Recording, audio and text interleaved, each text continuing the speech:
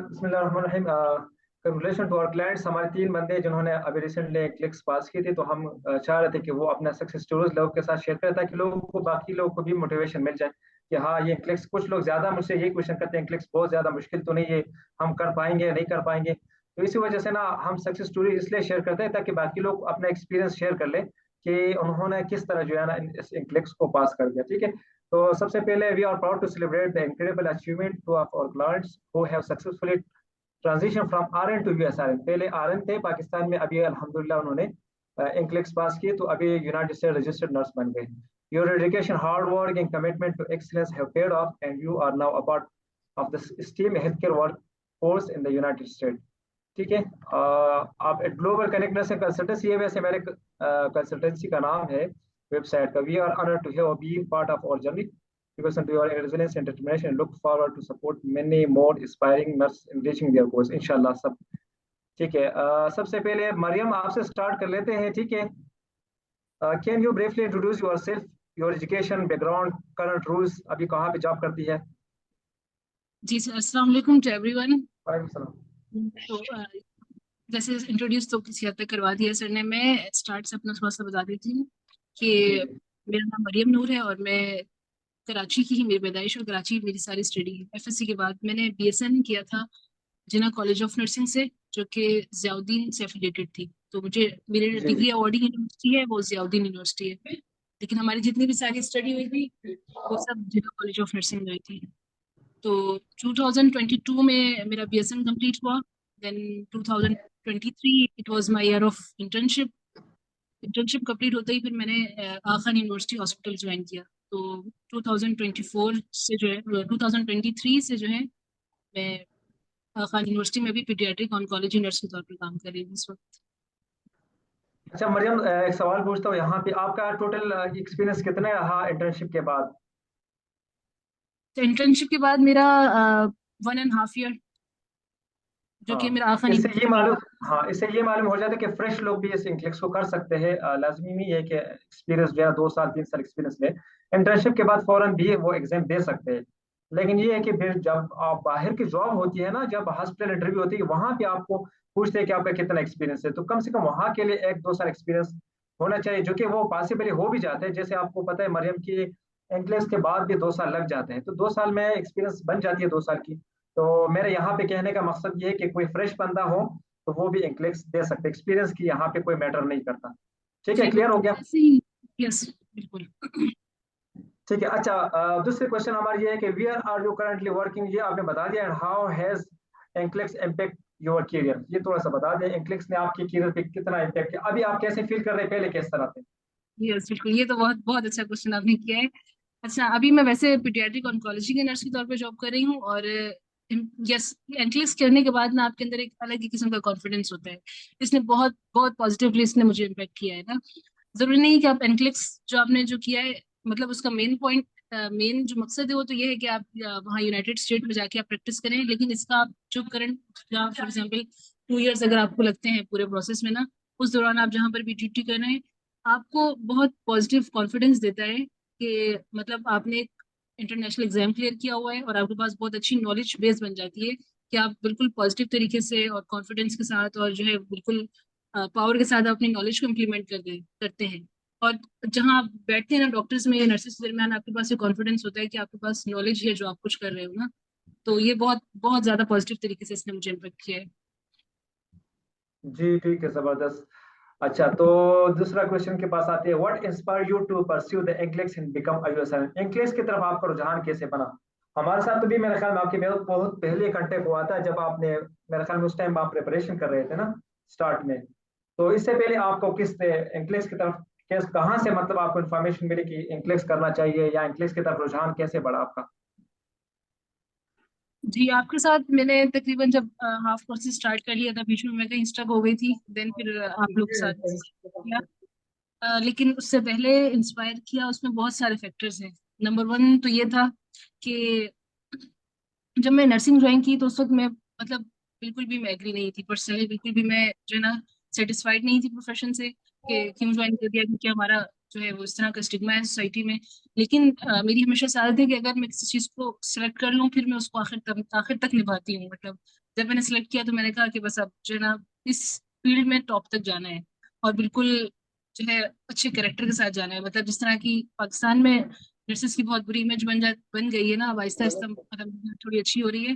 लेकिन तब मैंने डिसीजन लिया था कि अगर मैंने इसको सिलेक्ट किया है तो मुझे बिल्कुल जो है इसकी टॉप तक जाना है। तो तब मैंने फिर ढूंढना शुरू किया कि अब पाकिस्तान में रहते हुए तो इसमें आप बहुत अच्छे आपको रिसोर्सेज नहीं मिलते, बहुत अच्छे, या फिर आपको अपनी फील्ड में अपने आप को मनवाने के चांसेस नहीं मिलते। तो फिर ये एनक्लेक्स के बारे में मुझे पता चला। दूसरी चीज ये थी कि एक फैक्टर ये भी है कि पाकिस्तान जो है ना वो वर्किंग लेडीज के लिए, या वर्किंग स्टूडेंट फीमेल्स जो वर्किंग लेडीज होती है ना उनके लिए मुझे लगता है कि सेफ नहीं है। तो अगर आपने कोई प्रोफेशन चूज कर लिया है, या जैसे नर्सिंग आपने चूज कर ली है, तो आपको कोशिश करनी चाहिए कि आप उसमें अपने आप को पूरा सिक्योर कर सकें। तो ये एक पॉइंट था कि आप एनक्लेस करें, उसके बाद फिर आप जो है यूएसआरएन बन जाएं, एंड देन आप अपने आप को बिल्कुल जो है वो सेव कर सकते हैं इस सोसाइटी से। जी ये कुछ बिल्कुल पर्सनल। जबरदस्त। देन मिड में हाँ आपके बिल्कुल। साथ ज्वाइन किया। मिड में मैंने आपके साथ ज्वाइन किया तो हाँ, आपकी कुछ वीडियोस भी यूट्यूब पे थी, आपकी थी सर मतीउल्लाह की और सर नुमान। ये बहुत ज्यादा मोटिवेटिंग फैक्टर्स थे जिन्होंने मुझे यस इंस्पायर किया था कि मैं, मतलब इंस्पायर भी किया और मोटिवेट भी किया, गाइड भी किया कि आप आगे किस तरह से इसको आपने परस्यू करना है।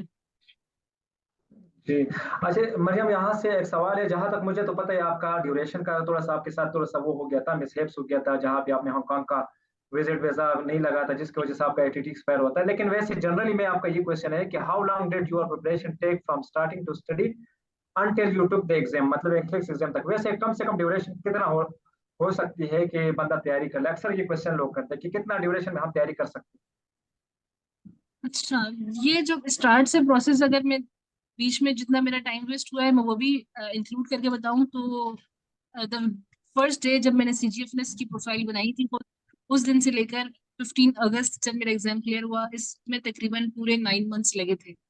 इसमें वो 3 मंथ्स जो मैंने वेस्ट किए, 3 to 4 मंथ्स, वो भी इंक्लूडेड है। तो हैं? ठीक है। यस, लेकिन वैसे अगर जनरली मैं बता दूं। सर, जनरली 6 मंथ तक, मतलब अगर बंदा प्रिपरेशन कर ले कंसिस्टेंसी के साथ तो इट्स एनफ। बिल्कुल, यस यस, बिल्कुल, ये it is more than enough, it is more than enough हाँ, 6 मंथ। क्योंकि क्योंकि हमारे मेरे पास और एग्जाम ऐसे प्रिपरेशन की बंदे टाइमिंग हैं बहुत। हाँ, एक बंदा और भी है जिन्होंने माशाल्लाह, अभी वो बताएगा, फराज नाम है, उन्होंने कहा कि मैंने 3 साढ़े 4 महीनों में तैयारी की थी, बल्कि मेरे ख्याल में शाह खालिद लड़के ने कहा था, तो फराज ने भी इस तरह कहा। वही, ये जो मैंने टाइम बताया ना सर, ये वो टाइमिंग है जब मैंने अपना प्रोसेस स्टार्ट किया। एग्जाम की तैयारी मैंने सिर्फ जो लास्ट का मंथ था जिसमें मैंने 1 मंथ के लिए लीव्स ली अपनी जॉब से, और बस उस 1 मंथ में प्रैक्टिस की है बस। ये हाँ प्रोसेस वो की जो 6 मंथ है वो प्रोसेस की टाइमिंग बताया मैंने। मैं समझ गया, जो टाइम आपका वेस्ट होता है वो भी मुझे पता था, आपने बता दिया था मुझे। अच्छा, मुझे नॉलेज में था। अच्छा, सेकंड क्वेश्चन की तरफ जाते ताकि टाइम ज्यादा ना लगे, ताकि let's- ठीक है, preparation journey, how did you start preparing for the NCLEX, मतलब स्टार्ट कैसे लिया? क्योंकि ये क्वेश्चन बहुत इंपॉर्टेंट है, ये आपने बतानी है, क्योंकि लोग मुझसे पूछते हैं सर मुझे हमें ये बताएं कि हम स्टार्ट कहाँ से लें, किस तरह प्रिपरेशन स्टार्ट कर लें। अच्छा, मैंने प्रिपरेशन के लिए मैं मतलब कौन से रिसोर्सेज यूज किए और कौन सी स्ट्रेटजीज यूज की वो सब मैं इसमें बता देती हूँ। अच्छा, मेरे लिए मेन फोकस था कि आर्चर एक हमारी जो है ना वो सब्सक्रिप्शन होती है, जैसे बहुत सारी कॉमन है, Archer, you world, boot camp, simple nursing. तो मैंने आर्चर, मेरा जो है मेन फोकस था, मैंने उससे स्टार्ट किया था। और मेरा मैं अपनी स्ट्रेटेजी जो बताऊं तो मैंने क्यू बैंक ज्यादा यूज किया, मतलब एमसीक्यूज को ज्यादा अटेम्प्ट किया, बजाय इसके कि मैं पूरा पूरा मटेरियल स्टडी करूं, पूरा हम टॉपिक सेलेक्ट करके एक एक यूनिट को स्टडी करें। मेरे लिए क्यू बैंक को सॉल्व करना और फिर उसके बाद जो रैशनल्स आते थे उनको स्टडी करना, उसमें कोई चीज समझ में ना आए तो फिर जो है थर्ड ऑप्शन यूट्यूब पे कोई वीडियो उसके लिए उससे रिलेटेड देखना, सिंपल नर्सिंग की या रजिस्टर्ड नर्स की। ये दो चैनल्स जो मैंने वीडियोस के लिए वो किए। लेकिन मेरा मेन जो स्टार्टिंग प्रिपरेशन पॉइंट था वो क्विजेस था, आर्चर की क्विजेस। हम्म। अच्छा, मैं यहाँ पे एक चीज ऐड करता हूँ, सिंपल ये कि मरियम, जिस तरह एक बंदा स्टार्ट करता है ना, तो उसको मेरे ख्याल में एक बंदा कहता है कि मुझे ऑब्जेक्टिव्स क्लियर होना चाहिए कि what you will be study for with in English, क्योंकि स्टडी के लिए तो बहुत सारी चीजें हैं, मटेरियल है, पूरा दुनिया है। लेकिन आपने एक इंग्लिश के लिए खुसूसी एक मटेरियल आपने चूज की होगी जिनको आपने कवर करना है। और आपने देखा होगा एनसीएसबीएन वेबसाइट पे एक सिलेबस है कोर्स गेट का, पूरा डिटेल, शायद काफी लोगों ने देखा भी होगा, काफी लोगों ने उन्होंने उनको पता भी नहीं होगा, तो मैं उनका इंशाल्लाह शेयर भी करूंगा। उसका जो पूरा कंटेंट है इसमें लिखा है कि क्या क्या टॉपिक, मतलब मैनेजमेंट केयर से क्या क्या आएगा, सेफ इन्फेक्शन कंट्रोल से क्या क्या आएगा, ठीक है, इस तरह फार्माकोलॉजिकल से क्या आएगा, और बेसिक केयर एंड जी कंफर्ट से क्या आएगा। तो ये सारे टॉपिक्स क्लियर है, इस पे मैंने प्रेजेंटेशन बनाई है, शायद आपके साथ भी शेयर की थी अगर आपको याद है थोड़ा टाइम पहले। जी जी तो सर। इंशाल्लाह मैं कोशिश करता कि वो सारे बुलेट्स जो है ना वो थोड़ा सा विद एग्जांपल के साथ शॉर्ट शॉर्ट मैं इंशाल्लाह आपको कुछ प्रेजेंटेशन शेयर करूंगा लोगों के साथ, तो फिर इससे लोगों को बहुत फायदा होगा कि हमने बेसिक ऑब्जेक्टिव्स क्या क्लियर करनी है। फर्दर स्टडी के लिए वो यूवर्ड यूज करे, आर्चर यूज करे, साउंडर्स बुक यूज करे, कोई भी एक प्लान यूज करे, वो तो इसकी मर्जी है, बुक स्टडी मटेरियल कोई भी यूज करे, लेकिन बेसिक चीज यस है कि वो बिल्कुल। कंटेंट को कवर करे और समझे। यस बेसिक आपको पता एग्जैक्टली बेसिक पता होना चाहिए कि आपके जो क्यू बैंक मतलब जो एक्चुअल एंट्रिक्स में जो आपका क्यू बैंक होता है या उसमें जो क्विज आते हैं वो किस डोमेन से आते हैं, ऐसे नहीं मतलब जैसे मैंने कहा कि मैंने क्यू बैंक पे फोकस किया। तो वो जब हम जिस तरह कोई भी सब्सक्रिप्शन यूज कर रहे हैं ना, उसका ऑप्शन होता है कि आपने कौन से डोमेन के क्विज बैंक यूज कर रहे हैं, आप सेफ्टी एंड सेफ्टी के या मैनेजमेंट के हवाले से लीडरशिप एंड मैनेजमेंट है या प्रायोरिटाइजेशन डेलीगेशन है। तो पहले आपको ना एनसीएसबीएन जैसे आपने बताया वो, और दूसरा आप माशाल्लाह से आपने जो कुछ पीपीटीज बनाना स्टार्ट की हैं वो मटेरियल आप शेयर करेंगे अगर, तो उससे आपको बहुत जबरदस्त गाइडलाइन मिल सकती है कि आपने क्यू बैंक को सॉल्व किस तरह करना है। तो ये बिल्कुल आपने ये सही असल बात मैंने की है। मुझे काफी लोगों ने काफी अरसे से बार बार पूछ रहा था कि हमें पढ़ाई का तो बता दिया, हमने प्रोसेस तो स्टार्ट किया, अब पढ़ेंगे कैसे का ना। काफी लोग ऐसे भी है जो 7-8 महीने से इसका मतलब एलिजिबिलिटी लेटर आ गया, अभी तक बुक एग्जाम बुक नहीं की क्योंकि उनको पढ़ाई का समझ नहीं आता। फिर मैंने सोच लिया कि यार जो भी है मैं अपना टाइम निकाल के लोगों को थोड़ा सा इंशाल्लाह इस चीज पे गाइड करूंगा कि पढ़ाई खुद करें, लेकिन कैसे करें मैं वो गाइडलाइंस दिखा दूंगा, सपोर्ट करूंगा इंशाल्लाह।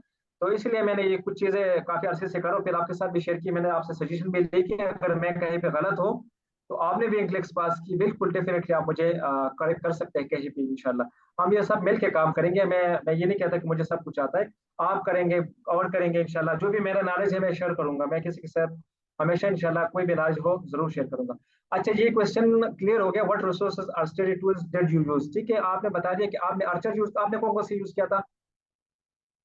सर मेरा मैंने आर्चर यूज की थी सब्सक्रिप्शन, और वो भी 60% यूज किया था तकरीबन, मतलब ठीक है। 1600 की शायद बैंक यूज किया होगा उसके अलावा। लेकिन मैंने सिंपल नर्सिंग के फ्री ट्रायल्स, बूट कैम्प के फ्री ट्रायल्स, यू वर्ल्ड के फ्री ट्रायल्स, इनके मैंने जो फ्री हम्म। ट्रायल्स में कुछ मेरे ख्याल में 100 एमसीक्यूज होते हैं, ये भी मैंने स्टडी की थी। वो सिर्फ मैंने इसलिए कि मुझे अंदाजा हो जाए कि ऐसा नहीं कि मैं सिर्फ आर्चर में मुझे अच्छी अच्छी परसेंटेज मिल रही है तो मुझे लगा कि ऐसा ना हो कि रियल में मेरी मतलब अच्छी परफॉर्मेंस ना हो, तो कंपेयर करने के लिए मैंने इनके फ्री ट्रायल्स यूज किए थे।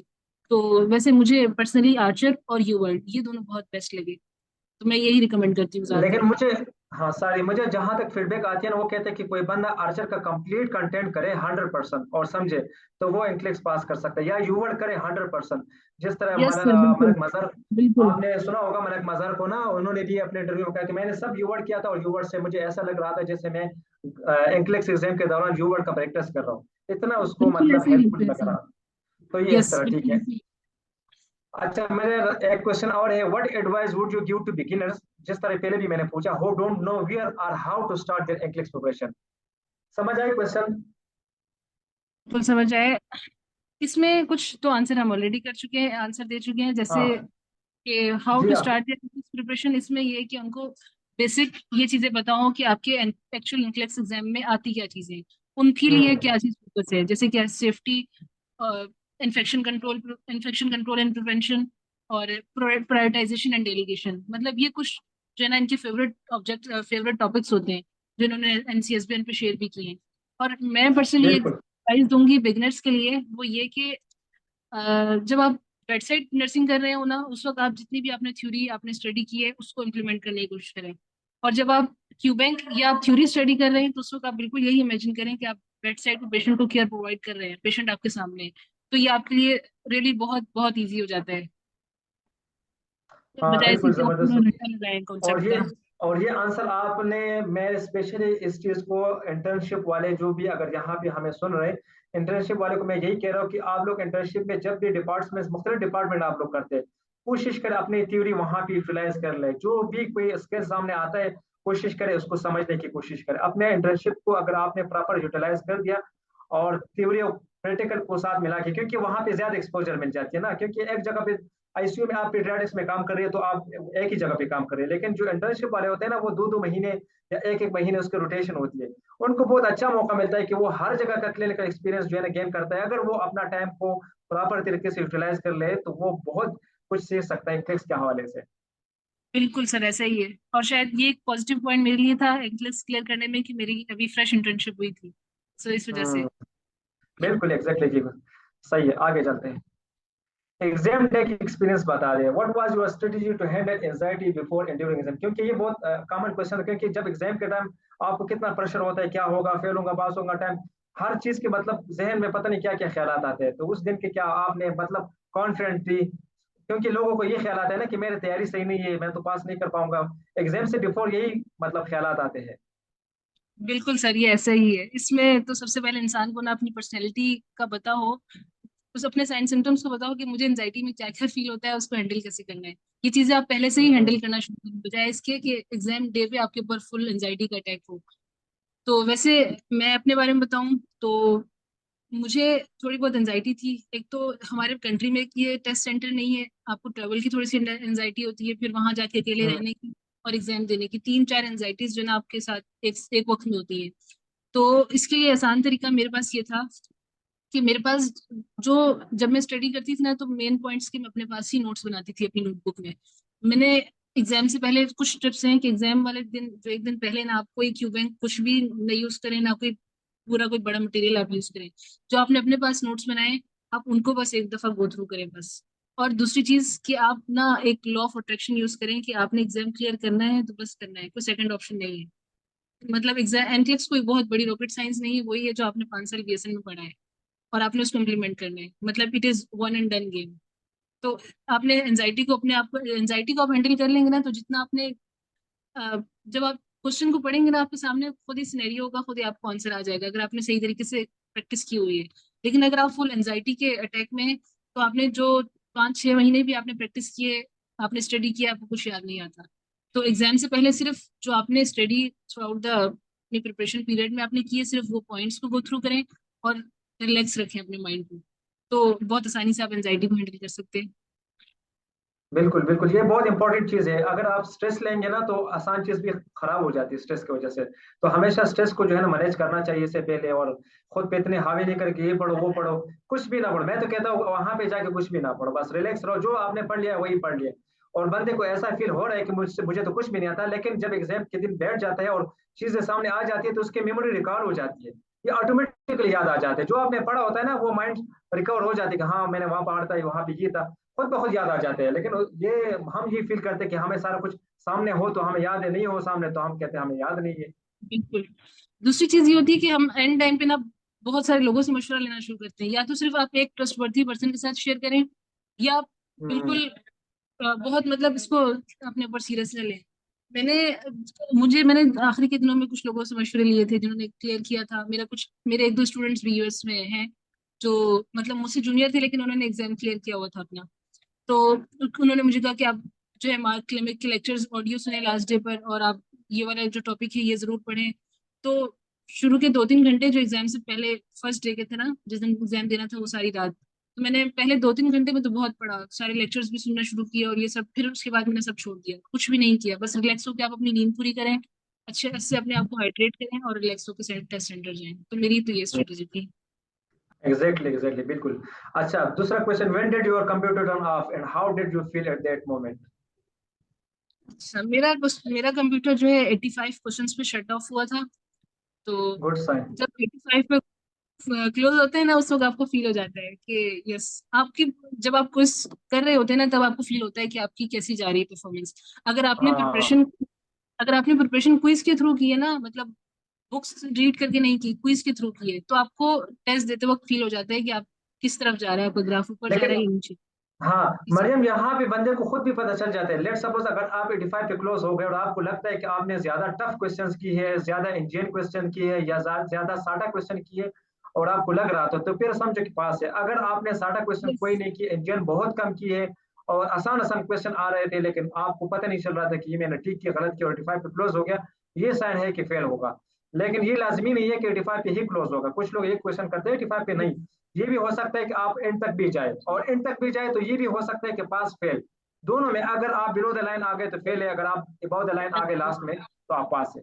कुछ लोगों का 95 में 150 पे लेट भी क्लोज होता है, लेकिन उन्होंने क्लियर इसी किया ग्रुप होता है। में तो मैं थी। तो मैंने मैंने जो क्वेश्चंस मुझे जो आए थे, उसमें 5 मेरे केस स्टडीज थे, मेरा स्टार्ट ही केस स्टडी से हुआ था।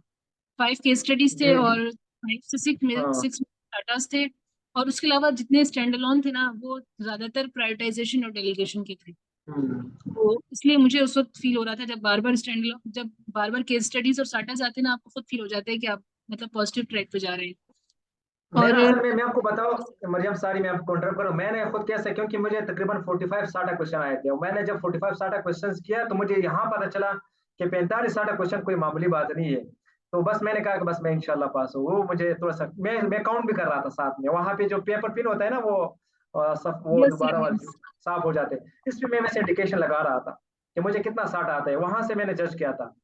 चलो ठीक है, मैंने आगे केस क्वेश्चन पे स्टडीज। जी जी सॉरी सर। सॉरी, नहीं चाहिए, आप पूछिए पूछिए। कंटिन्यू करें। Which question type or content area was the most challenging for you? अच्छा, यस। मेरे लिए चैलेंजिंग क्वेश्चंस थोड़े बहुत फार्माकोलॉजी के थे। और जो स्टैंड अलोन हम्म। आते थे ना, वो मुझे थोड़े मुश्किल लगते थे। मुझे केस स्टडीज और साटास रियली, ये बहुत इजी होते हैं, बहुत इजी। जितना क्वेश्चन शॉर्ट सा होता है ना, आपको उतना ही आपके फेल होने के चांसेस थोड़े लगता है कि ज्यादा है। इतना डिटेल क्वेश्चन है, केस स्टडी है, साटास है, मल्टीपल ऑप्शंस है, या वो जो होता है दूसरा, वो वाला होता है ना, उसमें आपके पास ऑप्शन ज्यादा होते हैं और आपके पास सही होने के चांसेस भी ज्यादा होते हैं। तो मेरे लिए स्टैंड अलोन में जो है फार्माकोलॉजी के थोड़ा बहुत मुश्किल थे। कुछ ऐसी ड्रग्स थी जो मुझे लग रहा था कि बिल्कुल मैंने कभी इनके नाम भी नहीं सुने।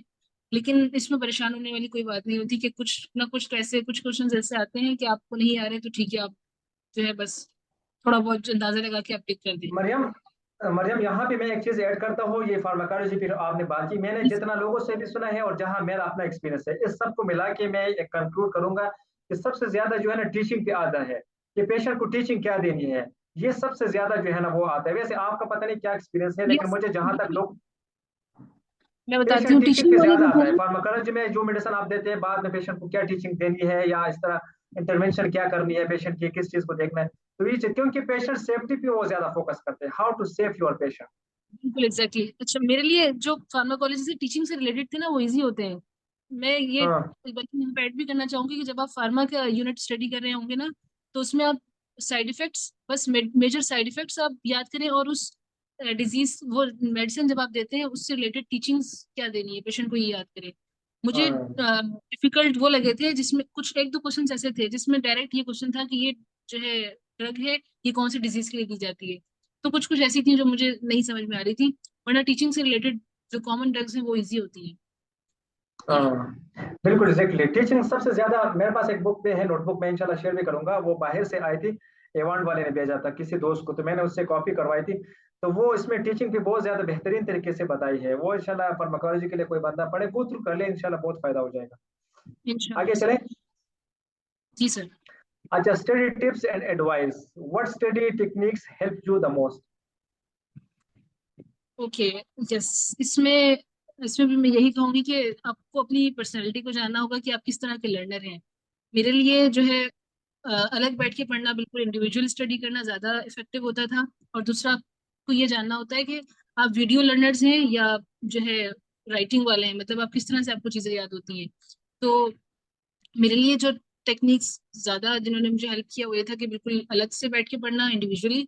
और जो पॉइंट्स आपको लगता है कि याद नहीं होंगे, उनको अपने पास नोट डाउन करके एक छोटे से पेपर पे, आप जहाँ पे भी आपका स्टडी एरिया है ना, वहाँ पे अपने कंप्यूटर पे या अपने इर्द इर्द गिर्द आप लगा लें, ताकि आप जितनी दफा स्टडी करने बैठे और उनको एक बार गो थ्रू कर लें, तो फिर वो चीजें आपको याद हो जाती हैं। कुछ चीजें जो मेरे लिए डिफिकल्ट थी, वो, या जो कुछ ऐसी होती है ना रट्टा लगाने वाली, जैसे कौन सी प्रिकॉशंस में क्या चीज आपने यूज करनी है, क्या यूज नहीं करनी, इस तरह वाली, तो वो मैं लिख के रखी थी। या फिर जैसे थी वैक्सीन वाली, कौन से मंथ पे कौन सी वैक्सीन लगनी है, कौन सी वैक्सीन कितने मंथ के बाद दोबारा रिपीट होती है, ये कॉमन कॉमन चीजें मैंने लिख के लगाई थी अपने पास। तो जब भी कोई क्वेश्चन आता था तो मुझे याद आता था कि ये वाला मैंने यहाँ लगाया और इसका ये आंसर है। तो ये चीजें आपको हेल्प करती हैं, ये मैं रिकमेंड करना चाहूंगी कि अपने पास जो है ना इंपॉर्टेंट पॉइंट्स को नोट कर लें, तो फिर आपके लिए इजी हो जाता है। हाँ बिल्कुल। ठीक है, कुछ लोग कहते हैं कि हम वीडियोस और सॉफ्ट में नहीं पढ़ सकते, हमें हार्ड कॉपी चाहिए, हम हार्ड से पढ़ सकते हैं, Yes. बुक से पढ़ सकते हैं। तो ये डिफरेंट टाइप्स ऑफ लर्नर है, तो खैर वो तो इस पे डिपेंड करता है, कोई मसला नहीं है। अच्छा, हाँ, व्हाट इसमें ये है एडवाइस कि वुड यू गिव अपनी, टू फ्यूचर एंक्लिक्स? सॉरी सॉरी, हाँ हाँ, आप कंटिन्यू कर लेते हैं, आगे क्वेश्चन करता हूँ। जी, मैं ये कह रही थी कि इसमें आपको जब एक बार आप अपनी पर्सनैलिटी टाइप को पहचान लेना कि आप किस तरह के लर्नर हैं, उसके बाद आप उस पर बस हम्म। स्ट्रिक हो जाए। आप ये ना करें कि अब मैं पढ़ लेता हूँ, अब मैं लिख लेता हूँ, अब मैं वीडियो सुन लेता हूँ, मतलब जंप जंप ना करें। आप एक चीज से स्टिक हो जाएं, फिर आप उसके थ्रू ही लर्निंग करें, तो ये बेस्ट होता है आई थिंक। दिस ठीक इज है। नेक्स्ट व्हाट बस। Advice thank you. ठीक है, what advice would you give to future NCLEX test taker? आगे जो अभी आ रहे हैं एंक्लिक्स के लिए, ठीक है, उनको क्या एडवाइस देनी है? कुछ शॉर्टली बता दे फिर। हमने काफी सारा एक्सप्लेन भी इसमें कर दिया फिर। जी जी, इसमें मैं ये एडवाइस दूंगी, सबसे पहले तो एक जो मैंने थोड़ा सा नुकसान उठाया है, मैं उसके हवाले से थोड़ा सा बस बताऊंगी कि मैंने बीच में 3 मंथ्स और कुछ $250 के करीब मैंने जो है वेस्ट किए हैं। वो इस वजह से कि मुझे थोड़ा बहुत आइडिया नहीं था, मुझे लगा कि मैं खुद से कर लूंगी। खुद से मैंने कर तो लिया प्रोसेस, लेकिन बीच में मुझे इशू हुआ। तो जो जितने फ्यूचर एनक्लेक्स टेस्ट टेकर्स हैं उनको मैं यही रिकमेंड करूंगी कि आप जरूर कोई कंसल्ट ले लें। आप कोई गाइड, मतलब कोई पर्सन हो आपके साथ जो आपको गाइड करता हो या कंसल्टेंसी हो, तो वो ज्यादा आपके लिए हेल्पफुल रहता है। आप अपना फोकस स्टडी भी कर सकते हैं। असल में ना, मरियम मरियम मैं आपको यहाँ पे अपने तरफ तो रुझान नहीं डालता, लेकिन वैसे जनरल क्वेश्चन है, क्योंकि एक बंदे ने खुद प्रोसेस स्टार्ट किया, दरमियान में उसने नाम का गलती किया। अब नाम आपको पता है कि एटीटी वाले जो एनसीएस बिन या पर्सन व्यूअर आपका नाम करेक्ट करते हैं कितना टाइम लगाते हैं, फिर आपको उसको पूरा डिटेल देंगे, हर चीज प्रोवाइड करेंगे। इसके बाद वो फिर एक बंदे का अभी तक करेक्शन नहीं हुआ। तो मेरा ये एडवाइस है कि बेशक किसी से भी प्रोसेस करें, अगर आपको खुद समझ आ रही है 100% तो करें। ये तो बहुत अप्रिशिएशन बात है कि एक बंदे में इतना कॉन्फिडेंस है कि काम कर सकता है। मैं तो उसको बहुत अप्रिशिएट करता हूँ। एक यहाँ पे एक लड़के फराज नबी, उसने मेरे से प्रोसेस करना था, लेकिन दरमियान में उसने खुद स्टार्ट किया, मैंने सपोर्ट किया। उसने कहा कि मैं सर आप नाराज ना हो जाए, मैंने खुद प्रोसेस किया, आपको बुरा तो नहीं लगे? मैंने कहा मैं अप्रिशिएट करता हूँ कि आपने सारा प्रोसेस कर दी। मैंने कहा ये तो मेरा रिजल्ट तो अलग चीज है, वो अल्लाह देगा जहां से भी देगा। मैं तो इस लालच के लिए नहीं बैठा हूँ कि हर बंदा मुझसे प्रोसेस करे। जैसे मरियम आप खुद प्रोसेस कर रहे थे, आपको कभी मैंने ये फील किया है कि आपने मेरे से प्रोसेस नहीं की तो आप खुद कर, इसलिए मैं सपोर्ट नहीं करता? आप वैसे बता रहे आप अनफ्रंट है। ठीक नहीं है, नहीं, बिल्कुल ऐसा कुछ नहीं था, मैं हर बल्कि किसी को इतना सपोर्ट करता हूँ, जो बंदा खुद करते हैं मैं उसको ज्यादा सपोर्ट करता हूँ। मुझे पैसों से कोई लालच गरज नहीं है। जो मुझसे सर्विसेज लेना चाहते हैं, मैं उसको हर चीज ए टू जेड इसकी जिम्मेदारी लेता हूँ। अब मेरा सर्विसेज मैं इंशाल्लाह आगे बताऊंगा, मेरा अपने कुछ पीपीटी है, मैं वहां पे एक्सप्लेन कर दूंगा कि मैं क्या क्या सर्विसेज दूँ। एक बंदे को कितना टेंशन फ्री होके मैं कहता हूँ आप सिर्फ पढ़ाई पे करीब ध्यान दें, और पढ़ाई भी मैं मटेरियल भी दे रहा हूँ और आपको गाइड भी करता हूँ, खुद सारा पढ़ ले। तो मेरे ख्याल में अगर 1.5 लाख कंसल्टेंसी में ले रहा हूँ और इतना सारा सर्विसेज प्रोवाइड कर रहा हूँ कि वो टेंशन फ्री हो कि अपने तैयारी पे ध्यान दे, तो मेरे ख्याल में ये कोई ज्यादा नहीं है। वैसे आपने जज की, कोई आपसे इसलिए सवाल करो क्योंकि आप इस सारे फेजेस से गुजर गए, आपने कितने चैलेंजेस फेस किए खुद करने में। तो मैं यही एडवाइस बता रहा हूँ कि मैं सिर्फ यहाँ पे सपोर्ट नहीं करता कि मैं सिर्फ प्रोसेस करता हूँ। मैं एक बंदे को हाथ पकड़ के इंशाल्लाह यूएसए लैंड तक मैं उसको सपोर्ट करूंगा। आगे आप मरियम जिस तरह आपने एजेंसी के साथ आ गई, फिर आगे आपके क्वेश्चंस होंगे, पिटीशन का होगा, हॉस्पिटल इंटरव्यू होगा, आपका इंग्लिश का प्रोफिशिएंसी एग्जाम होगा, हर चीज में आपको गाइडेंस में, क्योंकि मेरा क्लाइंट होगा मैं यूएसए लैंड, मैंने वहां पे कमिटमेंट की जहां तक मैंने पूरा प्रोसेस किया वहां तक मैं उसको लेके जाऊँ। तो सारी मैंने बात थोड़ा सा लंबी की, लेकिन आपने कहा ना कि खुद करते हुए ये चैलेंजेस आते हैं, फिर स्टक हो जाते हैं, फिर बार बार जो है ना मुझे कॉल करके मुझे कहते हैं सर आप क्या मसला, कैसे आप रिजॉल्व करेंगे? मैं तो कोशिश करता हूँ, लेकिन ये है कि कुछ टाइम काफी वेस्ट हो जाता है। अब एक लड़की का अभी तक उसका मसला हल नहीं हुआ, मैंने भी काफी ट्राई की, लेकिन अभी तक उसका सोल्यूशन नजर नहीं आ रहा। जी अच्छा, सर। सर मैं यहाँ पे बात हो लंबी, if you could change one thing about your preparation what would it be? ये क्वेश्चन थोड़ा सा ट्रिकी है, लेकिन समझ है। इसका आंसर मैं वही प्रीवियस वाला ही देना चाहूंगी कि कुछ जो मेरा टाइम वेस्ट हुआ बीच में, वो मेरे लिए हाँ। ऐसे ही था। 3 मंथ वेस्ट करना मेरे लिए ऐसे ही था कि जैसे मैं एग्जाम देकर वापस आई हूँ और अब मैं सेकंड टाइम दे रही हूँ। मेरा फर्स्ट एडीटी मुझे जो है ना एप्लीकेशन के बाद 5 दिन के बाद उन्होंने मुझे 5 डेज के बाद एडीटी दिया। लेकिन जब मैंने रीटेस्ट के लिए अप्लाई किया तो मुझे 1 मंथ के बाद उन्होंने एडीटी दिया। हालांकि फर्स्ट में उनके पास सारे डॉक्यूमेंट्स थे, मेरा टेक्सास बोर्ड के साथ एप्लीकेशन था।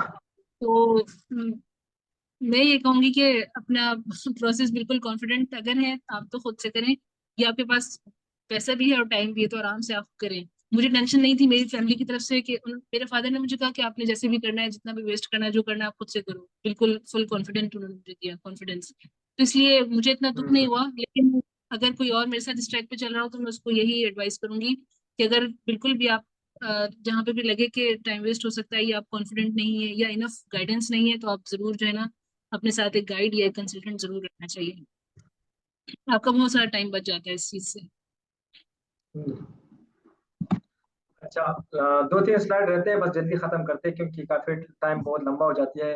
Guidance for aspiring NCLEX candidate start with a clear plan, focus on high yield content and trusted resources. जिस तरह आपने पहले बताया कि ट्रस्टेड रिसोर्स ये है कि या तो अर्चर को यूज करें, यूवर्ड को, एक प्रॉपर कंटेंट को यूज करें।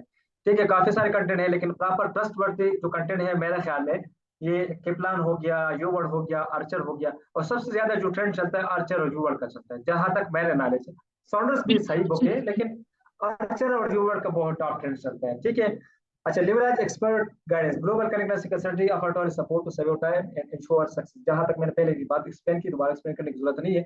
हमारी जो कंसल्टेंसी है वो हम सारा टाइम आपकी भी बचाते हैं और आपको इंश्योर करते हैं सक्सेस में। बाकी जाहिर है मैं सक्सेस नहीं दे सकता, सक्सेस आपकी पढ़ाई से ही होगी, लेकिन आपको एक प्लेटफॉर्म प्रोवाइड करना, आपको स्टडी कंटेंट, प्रॉपर कंटेंट, क्योंकि मेरे साथ जो कंटेंट है, मेरे पास अर्चर के लेक्चर सारे हैं, मेरे पास यू वर्ड के क्यू बैंक 2700 जो है एग्जैक्टली इंडियन वाले, और इसके पूरे कंप्लीट 500 जो वीडियोस है इसके जो वहां भी पड़ी थी सारे मैंने डाउनलोड किए। इसी तरह सिंपल नर्सिंग के कंप्लीट 800 या पता समथिंग इस तरह वीडियो मैंने काउंट नहीं की, मैंने पूरी वीडियोस वहां भी डाउनलोड की और सिंपल नर्सिंग की बुक भी मेरे पास पड़ी है।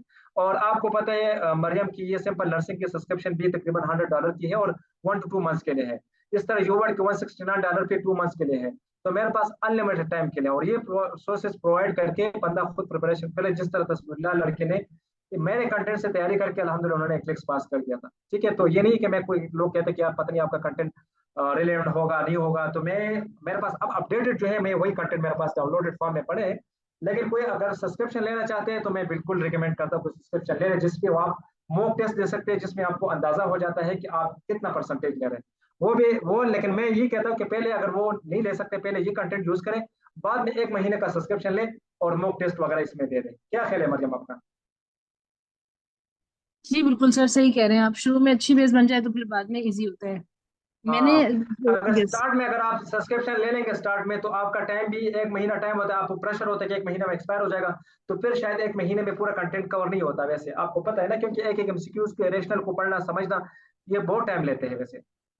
बिल्कुल। मैं यहाँ पे सिर्फ एक चीज ऐड करूंगी कि जब मैंने जिस तरह कहा कि जो 3 मंथ वेस्ट हुए ना, उस वक्त जब मैंने फर्स्ट एडीटी अप्लाई किया था, तो मैंने एडीटी अप्लाई करने से पहले एक सब्सक्रिप्शन ले ली थी आर्शर की, और वो मैंने 3 मंथ्स की ली थी। तो मेरी वो वेस्ट हुई। हम्म। जब मुझे पता चला जब मैं एग्जाम नहीं दे सकती, तो मैंने उसको स्टडी भी नहीं किया, तो वो वेस्ट हुई। फिर जब मैंने नेक्स्ट एडीटी था, तो हम्म। मैंने शुरू के 2 मंथ मैंने मतलब वैसे ही बस एक नॉर्मल सी स्टडी की, जो रिसोर्स पे मिल गई तो स्टडी कर लिया, वरना नहीं। लेकिन फिर मैंने सिर्फ 1 मंथ की सब्सक्रिप्शन ली, और सिर्फ लास्ट का 1 मंथ मैंने फुल कंसिस्टेंसी से इसकी प्रैक्टिस की, एग्जाम्स की। और अगर आप बिल्कुल शुरू में आपकी बेस अच्छी है ना, तो आप 1 मंथ में भी 25 डेज, 5 डेज तो आखिर के ट्रैवल के और एग्जाम के हो गए। 25 डेज आराम से आप सिर्फ बैठ के सिर्फ क्विज और रैशनल्स को स्टडी करें तो you can crack it easily. कोई बहुत बहुत बड़ी रॉकेट साइंस नहीं है इनफ्लेक्स। ठीक है। Maryam, thank you so much. Time ने हम काफी टाइम ले लिया और आपने वाकई बहुत एक्सप्लेन भी किया। टाइम बेशक लगा लेकिन ये टाइम कीमती है आप लोग की, और ये काफी इंपॉर्टेंट चीजें डिस्कस होगी। माशाल्लाह आपने अपना सारा एक्सपीरियंस और बहुत चीजें जो आपने लर्नर को बता दी, उनको काफी फायदा हो गया होगा। तो आपका बहुत बहुत शुक्रिया कि आपने टाइम निकाला और लोगों को समझाया। अल्लाह ताला आपको मजीद भी कामयाबी दे इंशाल्लाह। हम आपके साथ हैं आपके फ्यूचर में, जो भी आपकी आगे होगी तो इंशाल्लाह हम साथ में हेल्प करते हैं एक दूसरे की। ठीक है, और आप भी थैंक यू इस सो तरह मच। लोगों का हेल्प करते रहिए, करें इंशाल्लाह। जो दूसरे का हेल्प करते हैं अल्लाह ताला उनकी मदद करते हैं इंशाल्लाह। ठीक है। Thank you so much sir. Thank you I am so still much अभी मैं। बट हाँ, thank Allah you Hafiz. For giving me chance.